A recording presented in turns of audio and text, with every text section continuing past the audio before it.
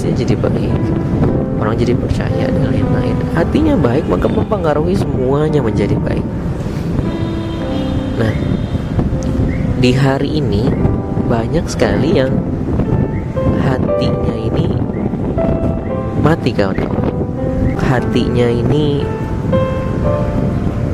keras, hatinya ini redup. Maksudnya apa? Tahu nggak ciri-ciri hati mati? Ciri-ciri hati mati itu yang paling kelihatan adalah ketika dia berdoa, ya sekedar doanya, Rabbana atina fid dunya hasanah wa fil akhirati hasanah wa qina adzabannar. Ibadah, ya sekedar ibadah jadinya. Hidup sekedar hidup karena hatinya nggak tahu mau kemana. Hatinya mati, hatinya nggak kenal sama Allah. Saya tanya, kalau orang udah ninggalin sholat, itu ciri-ciri hati mati bukan? Bisa jadi iya, bisa jadi enggak. Loh kok gitu mas? Iya, misalkan dia ninggalin sholat, terus hatinya itu gelisah, itu mati apa hidup hatinya?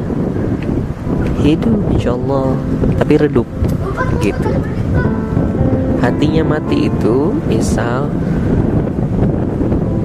di doa udah kayak lagi nyetor ucapan doang ke Allah. Ibadah ya sekedar nungging aja. Baca Quran ya sekedarnya, dan lain-lain semua sekedarnya. Dia udah gak ada rasa takut dan lain-lain. Nah, itu ciri-ciri hatinya mati pun. Kita seperti itu enggak. Dan efek dari hati yang mati itu adalah sempitnya hati. Sempitnya hati mempengaruhi banyak hal. Hatinya sempit maka kena masalah sedikit aja itu uring-uringan luar biasa. Ya gimana enggak, karena hatinya sempit. Diisi apapun sedikit udah langsung begitu. Hatinya juga, hati yang sempit, hati yang mati itu juga sangat mudah terombang-ambing, gak jelas. Hidup nanti jadi sekedar hidup ya. Hidup itu lahir, jadi bayi, anak kecil, remaja, masa sekolah, masa kerja, nikah, mati. Dia hanya memaknai sampai sesimpel itu. Karena apa? Dia nggak berpikir malah. Dia merasa hidup itu ya hanya hidup, udah. YOLO, you only live once. Saya hanya hidup satu kali. Waduh.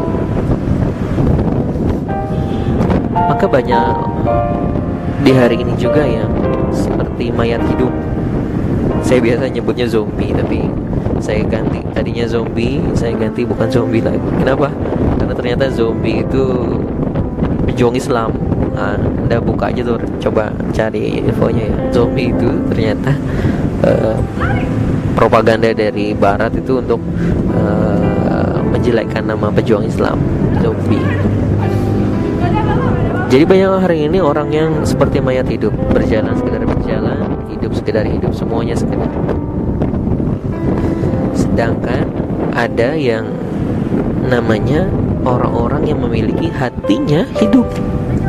Tadi hatinya mati. Sekarang ada orang-orang yang hatinya hidup. Apa ciri-ciri orang yang memiliki hatinya itu hidup? Syekh Ibnul Qayyim al-Jauziyah dalam membahas tentang Syarah Arba'in, ada 3 cirinya orang yang hatinya hidup. Yang pertama adalah dia takut banget dengan apa? Dengan Allah. Dia takut banget takut ngecewain Allah, takut Allah marah, takut ancaman-ancamannya Allah, dia takut. Itu tanda hatinya hidup. Ketika dia ketakut.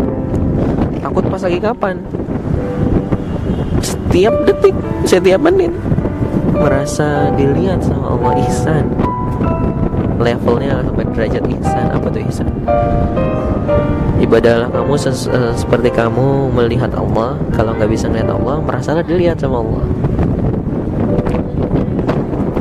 Jadi dia selalu merasa dilihatin sama Allah. Jadi ketakutan, mau ngelakuin dosa tuh takut. Mau ngambil harta yang bukan miliknya takut. Kerjaannya dia apa jadinya? Nyenengin Allah aja. Nah, itu satu definisi hatinya hidup. Orang yang selalu merasa takut kepada Allah. Ada lagi yang kedua, ciri-ciri hatinya hidup adalah ketika dia melakukan semua hal itu untuk Allah. Saya tanya, sholat nih untuk Allah bukan?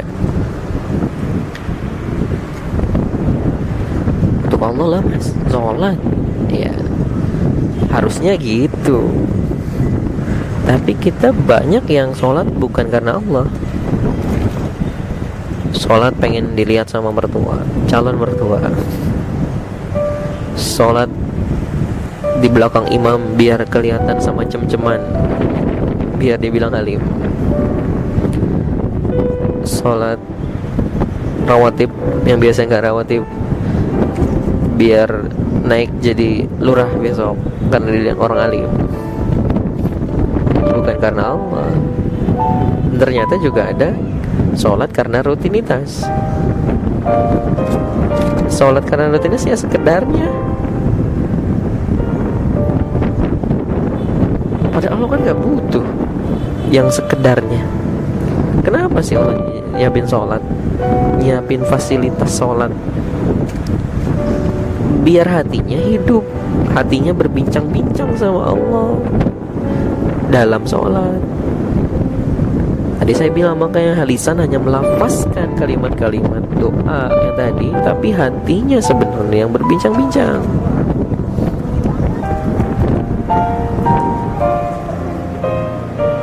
Nah, melakukan sesuatu karena Allah. Maksudnya gimana melakukan sesuatu karena Allah? Ada masih pembahasannya sama, kalau nggak salah Syekh Ibnu Qayyim juga bilang, saya nggak mau ngelakuin hal-hal kalau nggak karena Allah. Allahu qiyaduna billah. Maksudnya gimana? Saya nggak mau sholat kalau masih belum karena Allah. Jadi sebelum dia takbiratul ihram, dengan sadar dia ngecek hati, saya lagi mau sholat karena siapa nih? Rutinitas, jalanin kewajiban, atau karena untuk Allah, pengen ngadep sama Allah, kangen sama Allah, rindu ketemu sama Allah, kangen nangis-nangisan sama Allah, kangen berbincang-bincang sama Allah. Ketika hatinya udah mantap, langsung deh Allahu Akbar. Ya Allah, alhamdulillahirabbil alamin. Segala puji bagimu ya Allah. Maaf, hamba sering ngambil pujian-pujian yang harusnya ketuju ke Engkau ya Allah. Alhamdulillahirabbil alamin. Segala puji bagimu ya Allah. Hamba mah kecil, gak pantas dipuji. Engkau ya Allah, jangan berpaling dari hamba ya Allah ya. Jangan berpaling karena hamba mungkin lezat nikmatin pujian ya Allah. Hamba banyak munafiknya, harusnya segala puji bagimu ya Allah, tapi hamba mengambil sedikit porsi, bahkan banyak porsi yang hamba ambil buat diri hamba pujian. Bahkan hamba mungkin sholat juga nyari pujian. Banyak kawan-kawan, kalau mau dimaknai itu waduh, jadi bahasanya pelan banget tuh, nangis udah. Istighfar juga cek rutinitas ya, habis sholat fardu, habis sholat sunnah, istighfar apa zikir atau gimana. Kalau benar-benar karena Allah, pasti deh tuh